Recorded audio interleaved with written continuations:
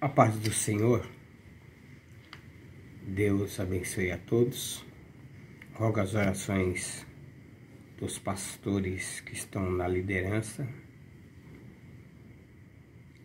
tanto em São Paulo como em todo o Nordeste.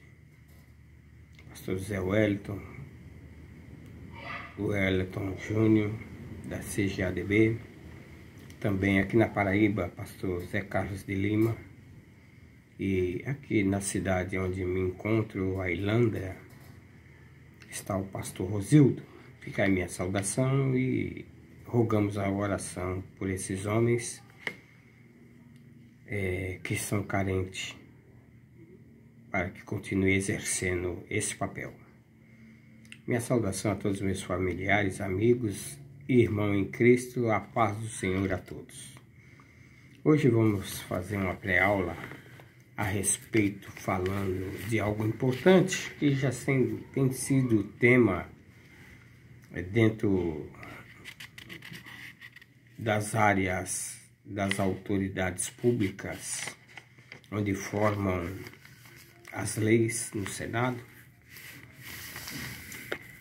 É um assunto muito problemático hoje, falar de algo com respeito à desconstrução da masculinidade bíblica, quando é dentro de um lar, dentro de uma família,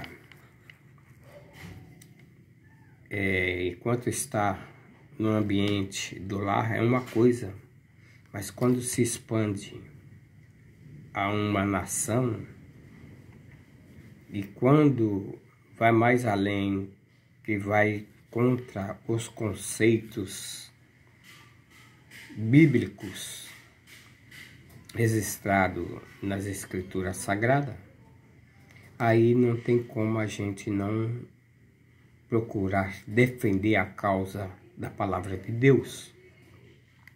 E por isso vamos tratar desse assunto aí, a desconstrução da masculinidade bíblica.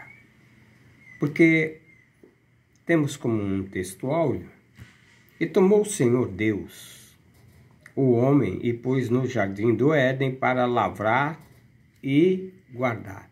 Olhe bem, Deus colocou o homem para lavrar e guardar. Essa foi uma indicância do Criador quando ambos, Adão e Eva, comeram do fruto da árvore que não deveria, desobedecer às ordenanças de Deus. Aí Deus agora deu uma tarefa para ambos. Em verdade prática, nós temos aí, o homem foi criado a qualidade que experimentasse a virilidade e as responsabilidades e liderança. O homem foi criado para isso, né? Deus criou macho e fêmea, homem e mulher. Deus poderia então só ter criado o homem. Mas o homem, na sua posição de reprodutor, homem com homem, não haveria condições de essa área aí ser feita, a reprodução. Então nós observamos que, ao que a Deus lhes confiou tarefas, a qual foi dito para cultivar o jardim do Éden. O uso antinatural da sexualidade é condenado nas Escrituras. Deus procura homens capazes para reverter situações adversas. Quem sabe é você que Deus também está te procurando para mudar aí o quadro onde você se encontra. Então, espera-se que o homem cristão, um caráter do homem cristão, pelo menos, o homem natural não pode estar já aí decompondo, precisando de restauração. Mas o homem cristão regenerado, que está sendo modelado de novo, em condições para uso de Deus, o ser se espera desse homem cristão um caráter protetor e provedor. Lembre bem, protetor e provedor. Essas duas áreas é importante para o homem e para toda a sua família. Temos um texto básico aqui, um texto da leitura em classe, está lá registrado no livro de Ruth, no capítulo 4, narra ali uma história de uma mulher que se casou, teve 2 filhos, seus filhos casaram e essa mulher que tinha um provedor, um protetor, veio a falecer. Seus filhos casaram e ambos também no decorrer também vieram a morrer. Agora ficou 3 viúvas e fora da sua terra. É isso que vamos ver, que Deus está sempre procurando um provedor e um protetor para dar continuidade àquilo que Ele criou. Versículo 12 do capítulo 4 de Boaz, ou do livro de Ruth, diz assim o 12, vou pegar o 12. E seja a tua casa como a casa de Pérez, que Tamar teve de Judá, da semente que o Senhor te dá desta moça, a qual Boaz, ele ali, Ruth foi trabalhar ali no seu local, vamos dizer, no campo. E ele procedeu de uma maneira que nós vamos ver até o final dessa lição. O papel de homem que ele fez. Estamos vivendo uma época difícil, dias trabalhosos, que o homem tem perdido o seu foco, a sua direção, a sua visão. Tem olhos, mas não está enxergando o que Deus quer. Então nós vamos trabalhar em cima aí de 3 tópicos da lição. Quais são eles? Quais são os tópicos? A masculinidade bíblica, que temos aí a criação divina do ser humano, as características da masculinidade e a liderança masculina. Nós vamos tratar desse assunto. E o segundo tópico, nós vamos tratar do assunto da erosão da masculinidade, que é a apologia à homossexualidade, a responsabilidade negligenciada e a crise de liderança. Já no terceiro tópico é onde nós vamos entrar aí, tratando-se de um homem que, numa época que estava uma calamidade para algumas mulheres, ele fez o papel de homem. Boaz, símbolo bíblico de masculinidade, modelo de generosidade, modelo de responsabilidade, assim o fez. Muito bem. Ô irmão Ildefonso, nós estamos encarando dias difíceis, sim. Nós estamos encarando tempos difíceis, onde os jovens hoje, os adolescentes já estão crescendo com a ideologia mental totalmente contrário dos padrões bíblicos. E hoje nós encontramos dentro de lares homens com 40 ou mais ainda no lar paterno. Não quer saber de casar, de prosseguir e dar continuidade à genealogia dos pais. onde hoje vemos que às vezes encontramos pessoas aí que não tem mais mãe, pai, vô, vó, e se brincar nem os tios. E a família, a genealogia está indo embora. E tem pessoas, como eu falei, tem olhos, mas não está enxergando esse efeito da provedor. Tem homem aí que não está mais provendo nada. Mas tudo bem. Oi, irmão Ildefonso, fale aí. Atua a desconstrução da masculinidade, os marcos, desde lá do judaísmo ao cristianismo, esses marcos que foi colocado ali, do papel do homem agora é questionado.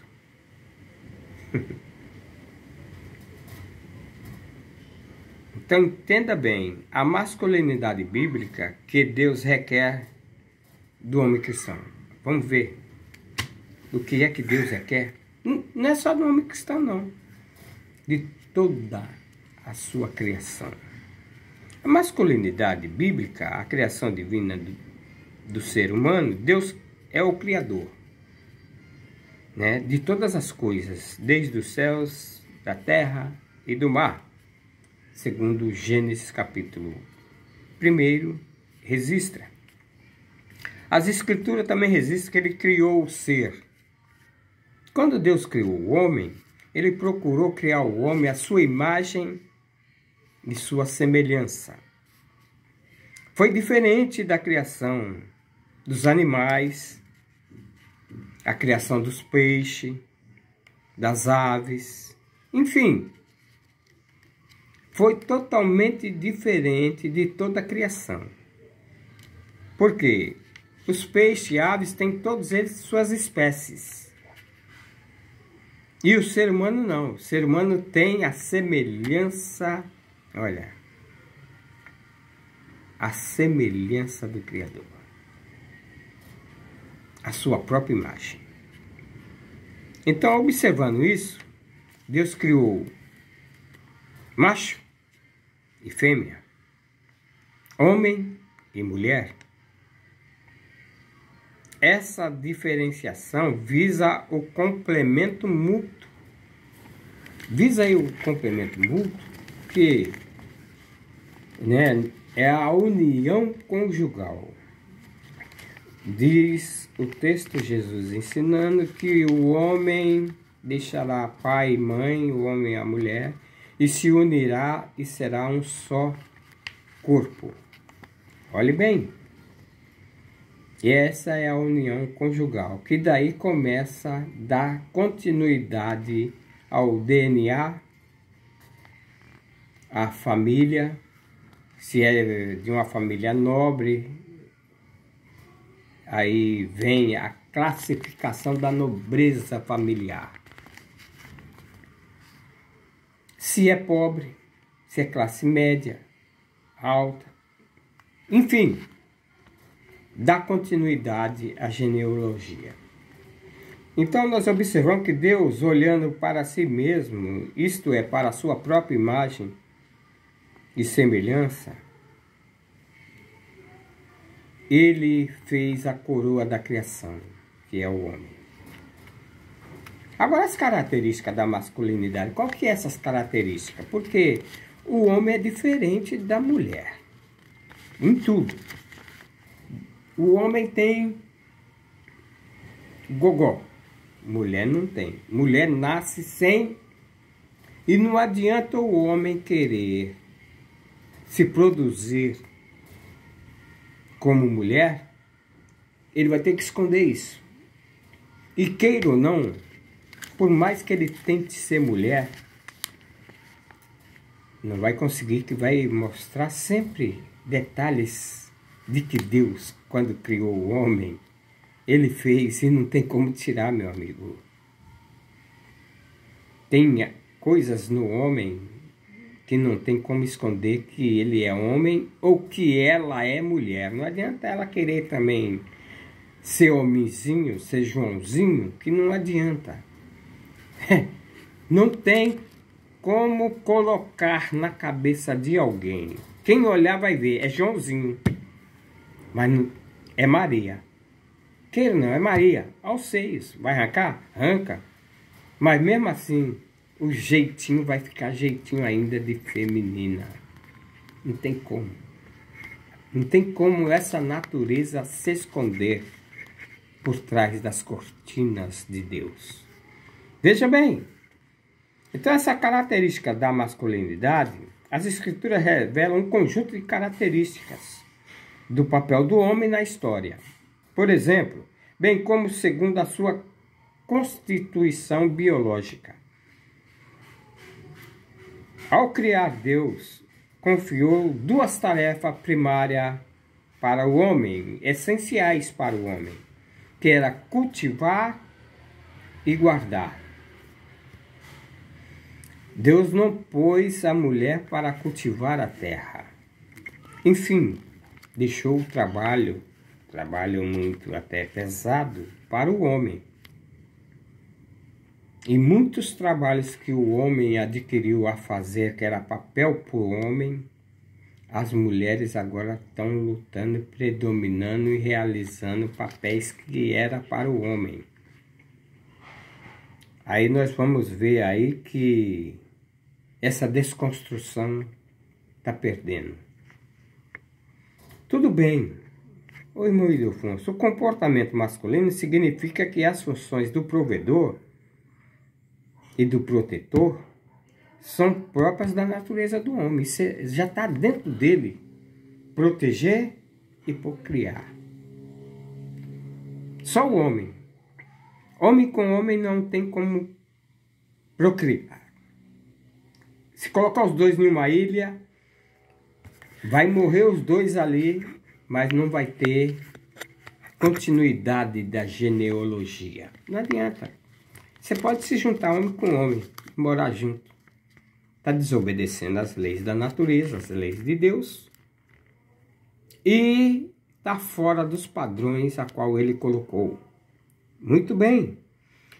Esses dois termos resumem o mandato divino para comportamento masculino. Significa as funções de provedor e de protetor e são próprias da natureza do homem. Então, cabe ao homem proteger sua mulher, sua família, bem como prover sua vida digna. Quer dizer, ir trabalhar para sustentar a família, coisa que muitos homens não querem trabalhar. E entraram por outros caminhos na área de prover. Cabe ao homem proteger a família, prover-lhes uma vida digna. Alguns homens entram por um caminho de machismo, a inferioriza e a desonra da sua companheira. Mas o homem em si deve honrar a mulher com toda a dignidade. A liderança masculina, Deus confiou ao homem a responsabilidade de liderança. Ele deu a Adão. Mas no decorrer dos anos e dos séculos, o homem tem perdido a liderança. E nós já vemos aí, não estou aqui desclassificando mulheres, mas tem mulheres aí, como Débora, a Bíblia registra, foi juíza. Os homens estavam frouxaram a sua liderança e ela assumiu uma liderança. E ela conseguiu libertar Israel. Uma mulher. Mas observa bem. Um detalhe importante. Deus é a cabeça de Cristo. Cristo é a cabeça da igreja. E o homem é a cabeça da mulher. Isso é Paulo ensinando a igreja de Corinto. Deus, a cabeça de Jesus Cristo, seu Filho amado. Seu Filho amado é a cabeça do corpo, que é a igreja. É um corpo. Não é um local, não é um estabelecimento, não é uma denominação, não é chamado templo ou igreja. O corpo de Cristo é o ajuntamento de pessoas no mesmo objetivo de adoração. Ele é a cabeça, ele está na liderança desse grupo, nessa assembleia de pessoas. É ele, Jesus, ele é a cabeça. Ele não perdeu a liderança e não vai perder. Então, liderar, Paulo revela que o homem deve liderar a sua casa, do mesmo modo que Cristo lidera a igreja. E o homem deve evidenciar essas virtudes, tais como fortaleza, sabedoria, coragem, amor, respeito. Esses são os padrões que as Escrituras nos ensina e devemos proceder. Sem esses padrões, fica difícil, meus amados. Então, entraremos agora no segundo tópico para ganhar mais tempo, sabendo que Deus criou o homem com funções de prover e proteger, proteger a sua família, trazendo assim segurança à sua casa. Já o tópico 2, que é a erosão da masculinidade, a apologia à homossexualidade, a ideologia de gênero faz contínuas investidas para legitimar a homossexualidade. Quando fala legitimar, é mostrar que é autêntico, que é verdadeiro, que isso é real. É como quando nasce uma criança, vai registrar ela em cartório, então isso é legitimar. Ou quando vai tirar documentos como a RG, passa a legitimar toda, não é? Digital, que as pessoas têm, diferente uma da outra. Isso é legitimar, querer mostrar que é verdadeiro, que é autêntico. E não é assim que eles podem batalhar séculos e séculos para legitimar a legitimação da homossexualidade, que não vai conseguir. Porque Deus criou macho e fêmea, homem e mulher, passarinho e gaiola. Não tem como. Ainda, esse conceito ignora as características físicas e biológicas, né? Alegando que o ser humano nasce sexualmente neutro. Ele nasce neutro. Como que nasce neutro? Quando o bebê sai, ou olhando já no ultrassom, mostra lá se é homem ou se é mulher. Já mostra. Então não tem como ele nascer neutro. Ele já nasce lá com o passarinho, o homem. E a menina, a criança, a mulher, já nasce com a gaiolinha, para o passarinho ficar. Entenda, não tem como essa ideologia de gêneros querer, com as investidas, de legitimar a homossexualidade.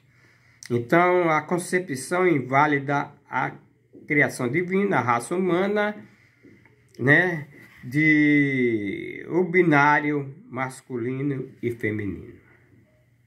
Então, ensina que a ideologia de gênero, a orientação sexual, independe da anatomia do corpo.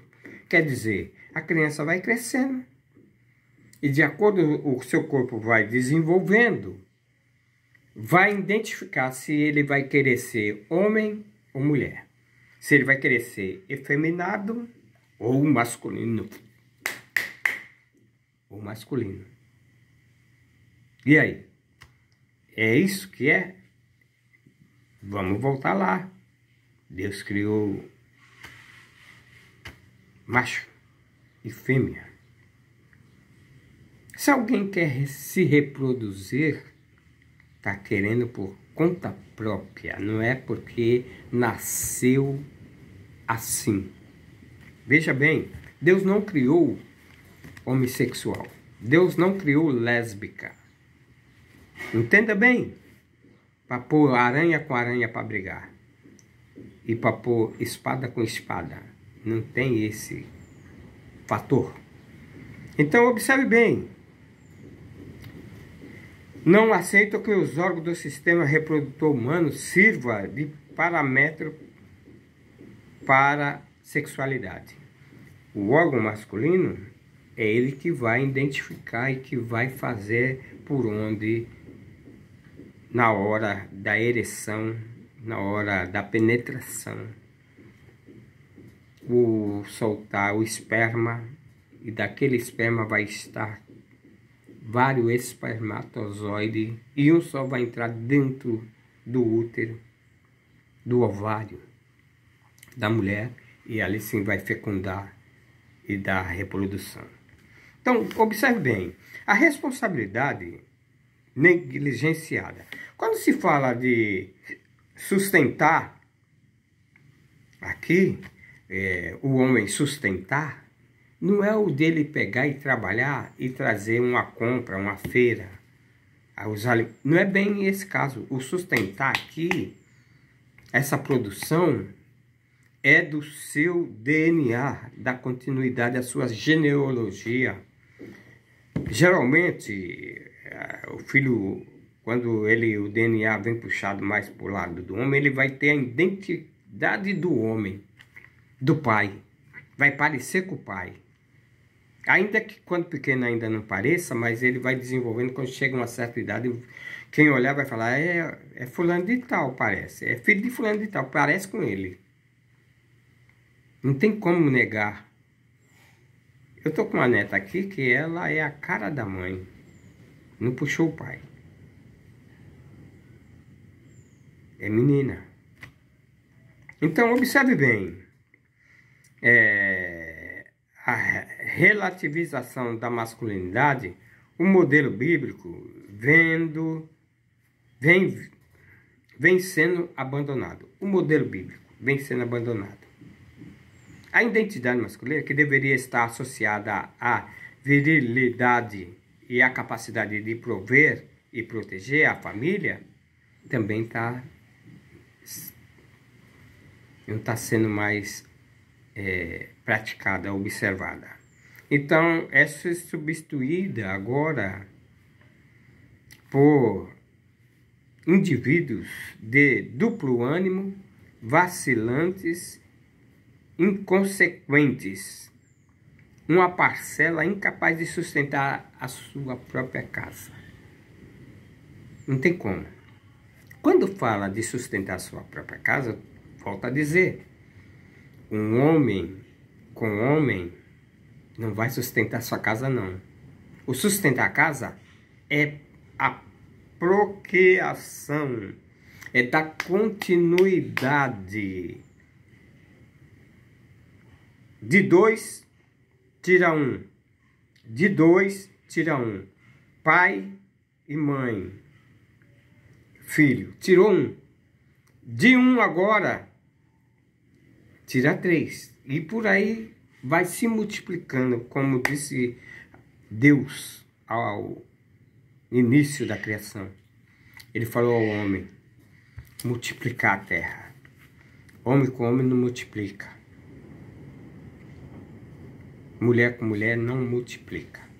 Então vamos ver aí que nessa crise aí, a erosão da masculinidade, representada pela apologia à homossexualidade, é negligenciada das responsabilidades masculinas e a crise da liderança. Então esses efeitos aí, a crise da liderança, nós vemos que a crise da masculinidade tem gerado homens incapazes de exercer liderança. E hoje, as mulheres que tomaram a frente, que antigamente eram donas do lar, eram domésticas, agora saem para trabalhar e fazer papel do homem, para guerrear junto com o marido, que ganha mais, é ela que está provendo a casa, e começa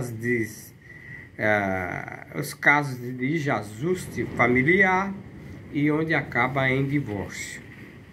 onde a mulher se acha que ela pode se manter agora sozinha e não precisa mais de homem. Não é de hoje que esses papéis aí estão sendo agora elaborados pela materialismo e socialismo. Tudo bem. Agora, a crise dessa calamidade tem gerado homens incapazes de exercer liderança, porque uma sociedade sem líderes eficazes. Se nós olhar na atualidade de hoje, desde as nossas autoridades, nós vamos ver a tremenda decepção, a tremenda incapacidade, que está uma anarquia na área pública. Então, líderes incapazes de transformar-se, aí a anarquia começa. O período do profeta Ezequiel, a palavra de Deus registra que nesse período que Deus manda o profeta profetizar ali em Jerusalém, Jerusalém estava imersa da corrupção. Nos nossos dias, o que você acha? Fraudes, mentira, opressão, extorsão, imoralidade, injustiça, violência. Olhe bem o nosso mundo hoje atual como se encontra. Aí, diante de tudo isso aí, Deus revelou ao profeta que era a crise de uma liderança e que procurava alguém para reverter a situação. Aquela época, Deus já estava procurando alguém para reverter a situação. Quando deparamos aí, nós observamos aí Ezequiel capítulo 22, no verso 30 diz assim a palavra de Deus. Olha bem. Esses castigos caíram sobre você. Você foi prostituta dos povos e ficou impura por causa dos ídolos deles. Você seguiu o exemplo da sua irmã, por isso castigarei você também, como castigarei a sua irmã, diz o Senhor.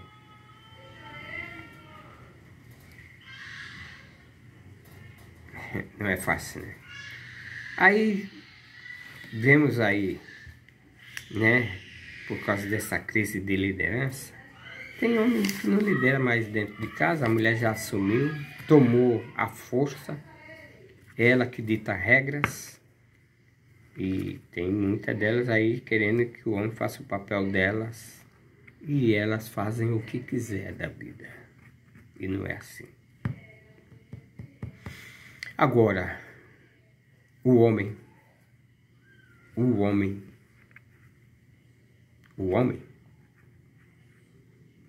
ele mantém sua posição de homem. O de ter uma companheira e combinar-se ambos de fazer algo é uma coisa, mas de vir com autoridade máxima sobre o seu cônjuge é errado. Nem o homem pode achar que ele manda na mulher, só porque ele é a cabeça quer dizer o quê? Vai orientá-la da melhor forma. Não é vai ser uma escrava. Não é isso também. Mas, olhando aí o Boaz, símbolo bíblico de masculinidade, Boaz representa um símbolo de masculinidade bíblica enquanto marido, pai e líder. Há muitas mulheres que confundem muita coisa, porque antes o homem saía para trabalhar, a mulher ficava em casa cuidando das crianças, orientando, ensinando, educando. Esse era o papel da mulher.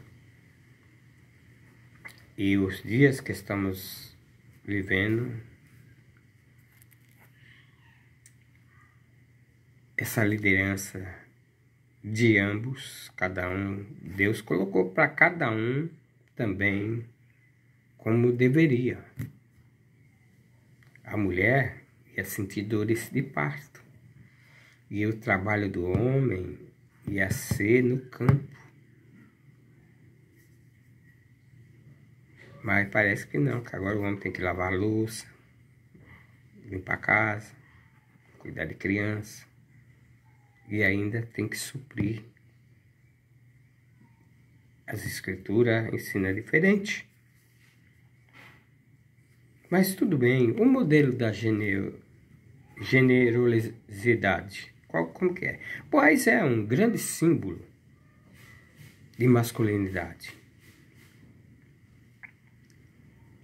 Ele era um parente, porque ele era parente de Elimeleque, o falecido esposo de Noemi.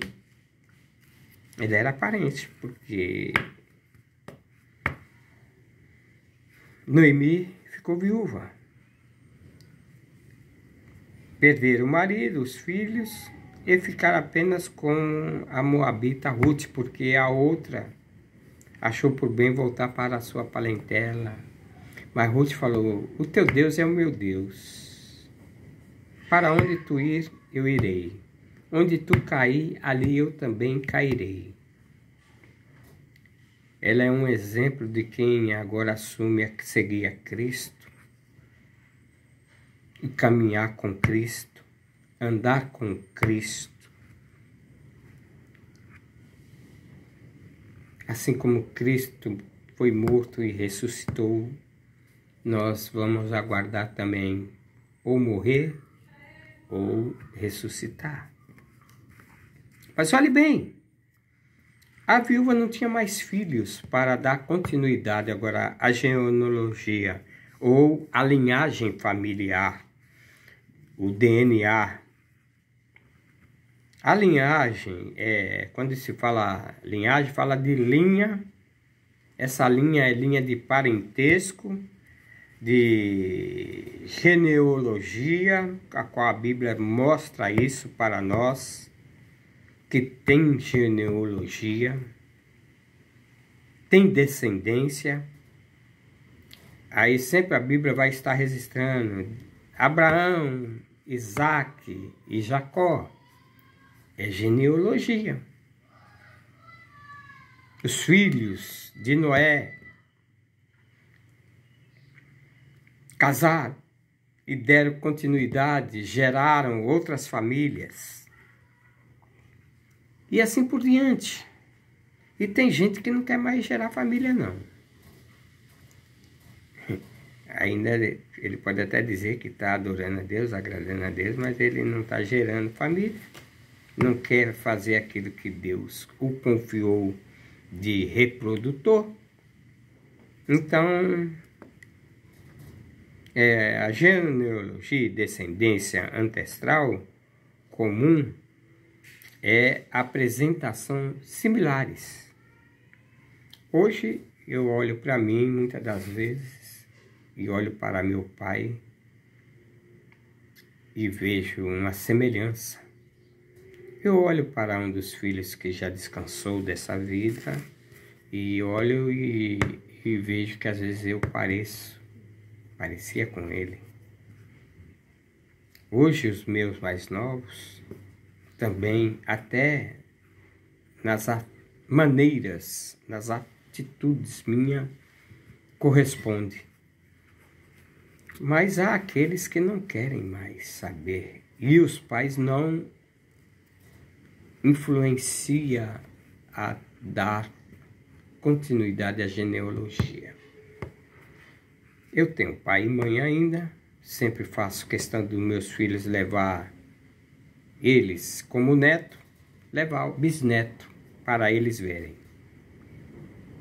Genealogia. Coisa que se casar homem com homem não tem como fazer isso. Então entenda bem. Aí Ruth foi trabalhar no campo de Boaz, porque Noemi orientou, deu todas as qualidades como ela deveria agir. Que aqui já estamos pegando o final, né, do que está escrito sobre Ruth e Noemi. Mas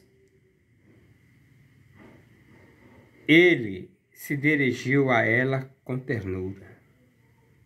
Veja bem, Boaz, quando ela estava ali trabalhando no campo, ele se dirigiu a ela com ternura. Lá no capítulo 2, verso 8, a protegeu para não ser molestada. Lá no capítulo 2 e 9, alimentou e ordenou que fosse favorecida na colheita, porque as espigas que caíam, ele orientou aos seus servos que poderia deixar. Assim ela vinha, pegava essas espigas e levava para o mantimento com a sua sogra.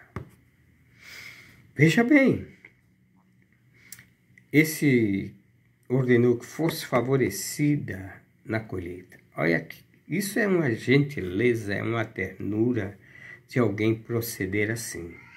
Porém, pela lei, a viúva sem filhos só poderia ser resgatada pelo casamento com um parente próximo. Só por isso, pela lei, a lei judaica, a lei escrita em Deuteronômio, essa lei teria que seguir a risca, que só poderia se casar e dar continuidade se tivesse grau parentesco. Tudo bem. Assim, apesar da compaixão de Boaz, assim Ruth ainda estava em apuros, que ela era uma moabita. Boaz era parente da sogra de Ruth. Ela estava em apuro ainda.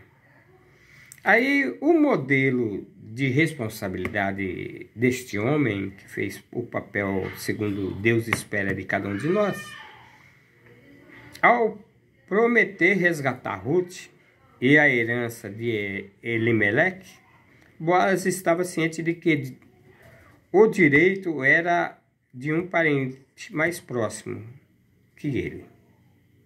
Assim, movido pelo senso de responsabilidade e liderança, a honra, Boaz levou o caso aos anciões. Vamos levar para os anciões e deixar que eles decidam.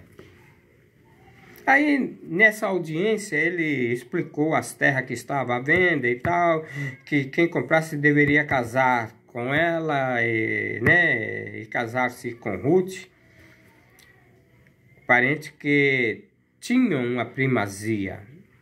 Aí autorizou Boaz a comprar as terras e se casar com a moabita. Ele se coloca e fala, não, eu vou casar.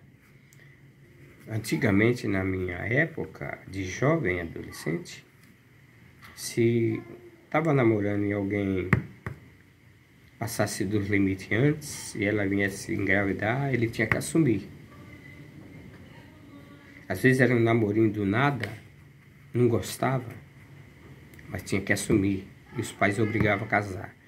De lá para cá veio vindo essa obrigação de casar com quem não estava apaixonado, não gostava, só foi por causa da carnalidade, dos prazeres sexuais. Hoje o mundo está do jeito que se encontra. Então, podemos ver, muitos sofrem da alarmante falta de liderança. Onde não há liderança, há desordem.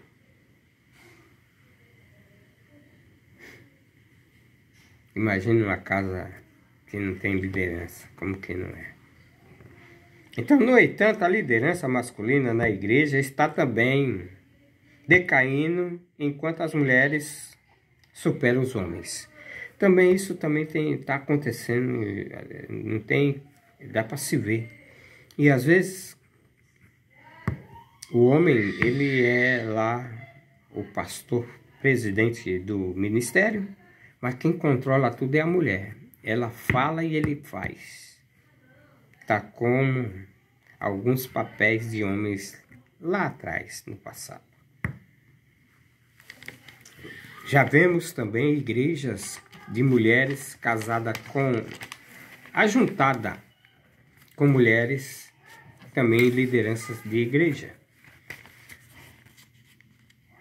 Eu não estou aqui desclassificando não as mulheres, mas sim chamando a atenção dos homens que eles precisam ter sua liderança, voltar a ter liderança, voltar a fazer o papel de provedor e reprodutor.